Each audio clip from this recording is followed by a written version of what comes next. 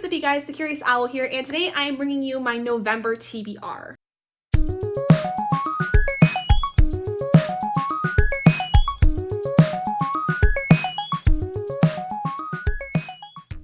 So let's jump right into this. So as you guys know, I have been listening to a lot of audiobooks this month.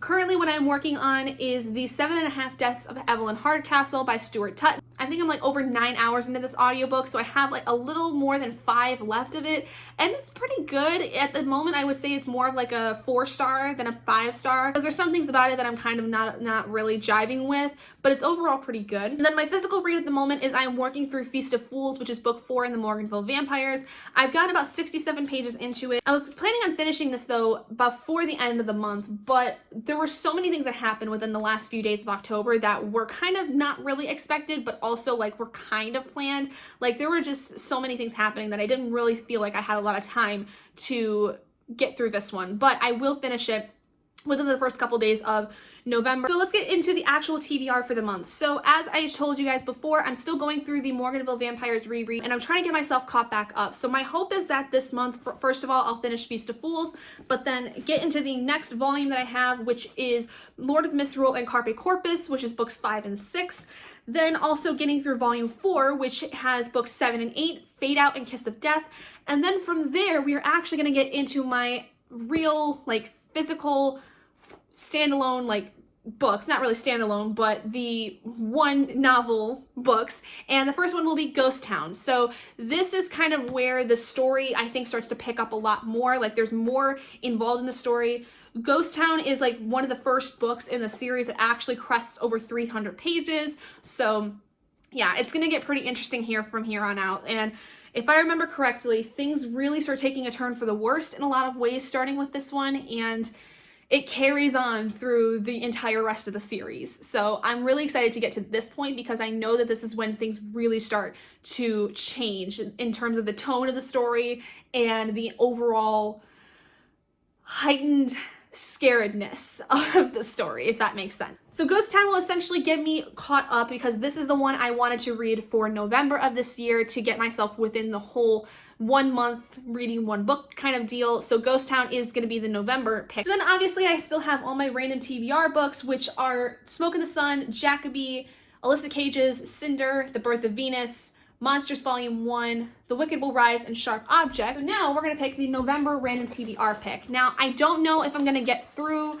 these ones. I'm going to hope that I'm going to get through them about as quick as I want to get through the Morganville Vampires, but we're gonna see. I'm gonna have to really try to figure out a good system of getting through these books, but not get so fast that I don't really pick up on a lot of stuff. So without further ado, let's pick the November pick.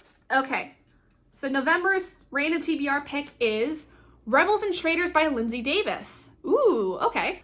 But of course, this is one of the largest books I have on my freaking shelf. Now, in addition to that, I do want to get back to the World of the Game of Thrones series, and so I decided that if I have the time this month, I would like to be able to read both Fire and Blood, which is the Targaryen story, or the start of the Targaryen story at least, and then reading the short story collection of A Knight of the Seven Realms. This one deals more with the tales of Dunk and Egg, which are supposed to be a parallel to the idea of Tyrion and Podrick Payne. So I am interested in getting back to these because I have been wanting to read these for a while. I got A Knight of the Seven Realms after I finished A Dance with Dragons, and so I've been wanting to read this one for a while. I think I might read Fire and Blood though first, considering that this is the older one, because this is going into the full Targaryen history leading up to the Game of Thrones series, because this happens like 300 years before a Game of Thrones starts, and A Knight of the Seven Kingdoms is like 90 years prior. Okay, and then on top of that, obviously, I will be continuing to listen to my audiobooks over the course of the month, so it is entirely likely that just like with October, I'm gonna end up reading like over 20 audiobooks because I'm almost getting through like a full one in a day, with the exception of like some where I just take like a weekend where I don't listen to them or something like that.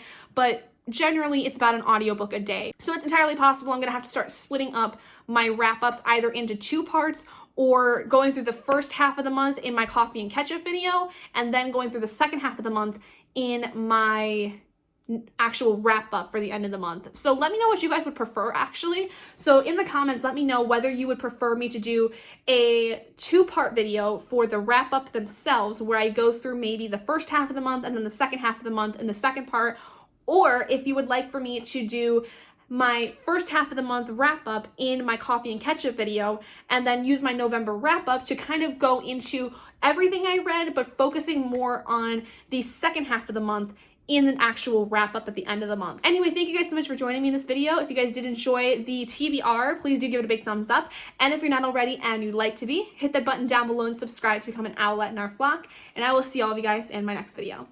Bye guys.